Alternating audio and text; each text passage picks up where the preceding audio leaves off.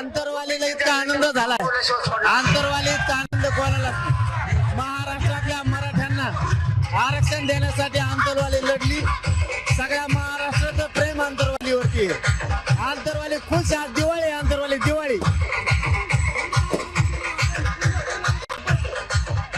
मराठ्यांना दिलेला शब्द पूर्ण करून आलो.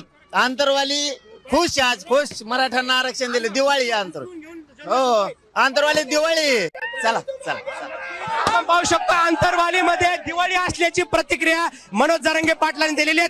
जंगी स्वागत जे आंतरवाली सराटीमध्ये मनोज जरांगे पाटलाचं वतन आपल्याला पाहायला मिळतं. या बाजून जर पाहिलं तर आपण महिलाच्या ऑप्शनसाठी मनोज जरांगे पाटील यांच्या स्वागतासाठी उभा आहे.